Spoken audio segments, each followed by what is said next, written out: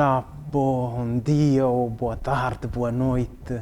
Um feliz ano 2023 a todos. Agradeço a tiver a oportunidade que me dá de partilhar aqui algumas notas sobre a vida em Cabo Verde. E dessa vez eu trouxe dois assuntos: a inflação e a perda do poder de compra, e o outro assunto, a democracia e as reformas do Estado. Vou pegar no primeiro assunto, a inflação e a perda do poder de compra. Veja só, desde 2012 que a classe trabalhadora não vê o seu salário atualizado. Portanto, o impacto da inflação no poder de compra dos trabalhadores é grande, esse impacto. Ultimamente, no ano 2022, sabemos que a inflação foi de 8%, 8, alguma coisa por cento. Para o ano 2023 está prevista uma inflação de 3,7%.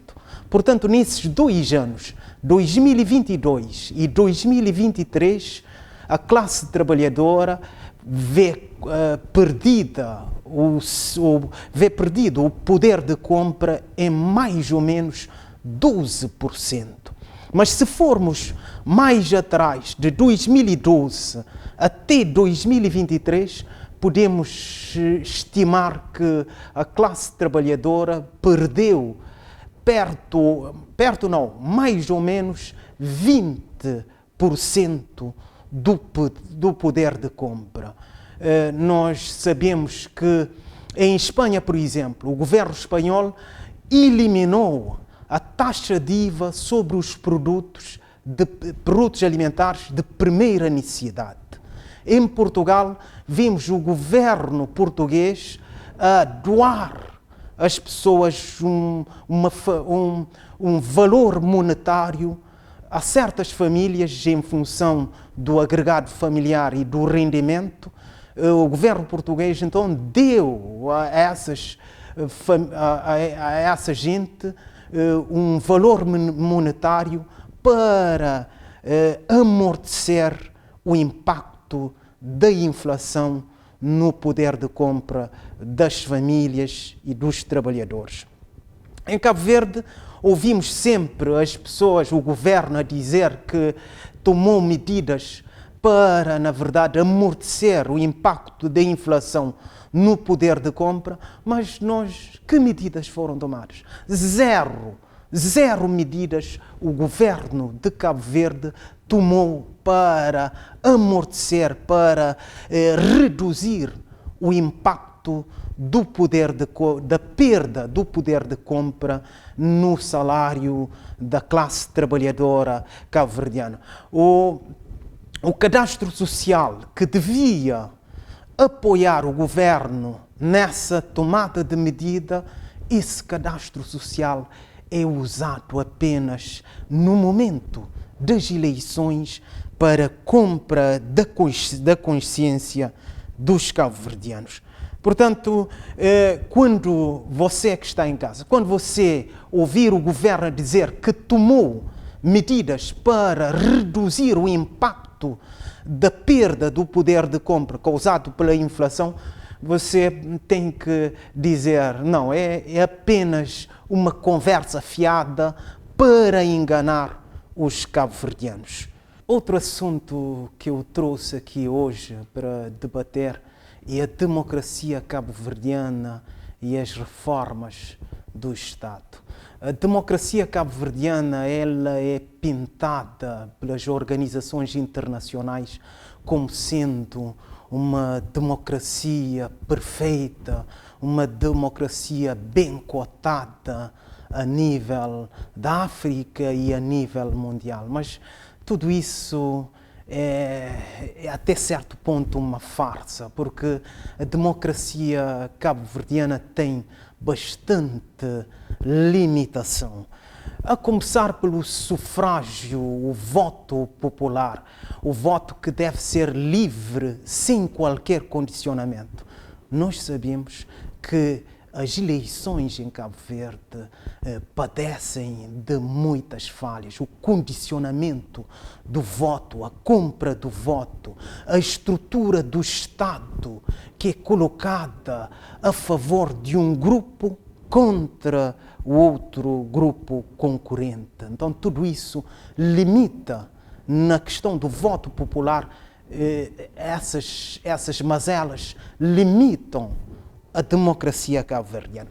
A outra questão é a Constituição da República de Cabo Verde, que é um caderno de encargos para fazer com que Cabo Verde seja o paraíso dos criminosos de colarinho branco. É ver o mercado do coco, é ver a fraude na Câmara Municipal, fraude dos terrenos na Câmara Municipal da Praia, é ver o novo banco, é ver N situação de corrupção que não é combatida porque a própria Constituição é um caderno de encargos que protege os criminosos de colarinho branco. A outra questão é a separação, a divisão dos poderes.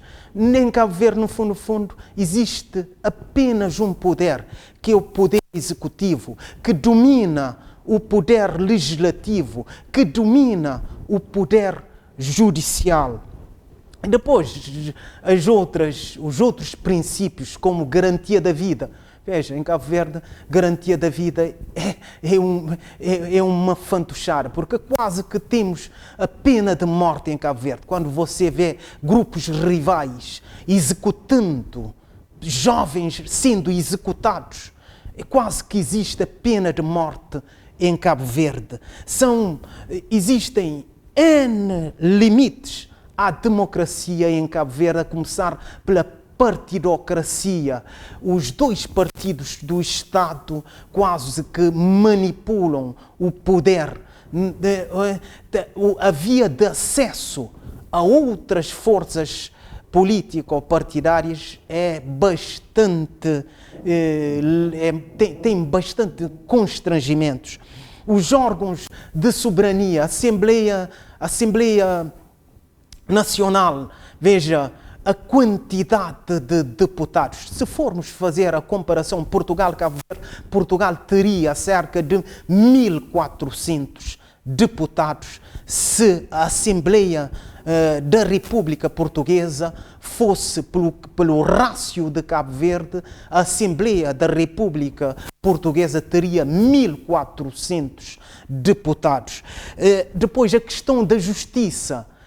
A nomeação do Procurador-Geral da República pelo poder político, pelo governo. Como é que um Procurador-Geral da República se sente livre para avaliar a legalidade das ações do governo se o próprio governo que nomeia o Procurador-Geral da República, o Tribunal de Contas também, que é nomeado pelo governo? Como é que o Tribunal de Contas avalia as ações do governo se o próprio governo que nomeia o presidente do Tribunal de Contas, o próprio governo, o governo que devia estar, a estrutura do governo que devia estar cristalizada na Constituição da República, não deixando a formação do governo à livre vontade de quem é eleito. O sistema presidencial, veja, você tem um presidente da República e tem um governo. Fazendo a reforma, nós precisamos fazer uma reforma em que passemos do sistema parlamentar para o sistema presidencial, em que o Presidente da República tem um staff através do qual ele pode governar e não ser uma figura decorativa como tem sido. A imprensa em Cabo Verde que não é livre, a imprensa, veja, a imprensa privada que tem um direito a um subsídio de Estado não recebe esse subsídio para precisamente sufocar a liberdade da imprensa privada. Depois temos vários outros constrangimentos na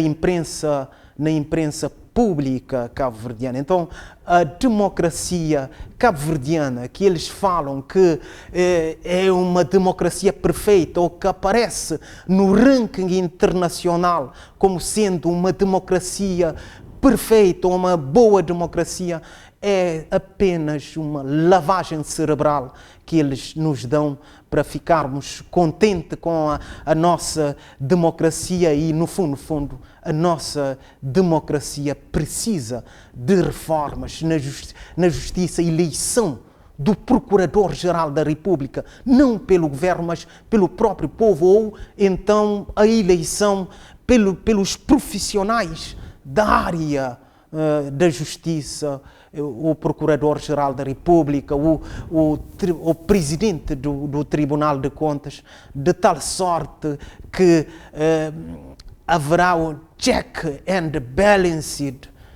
entre os poderes. Portanto, a democracia cabo-verdiana precisa de uma reforma, e essa reforma é através de uma revisão constitucional profunda.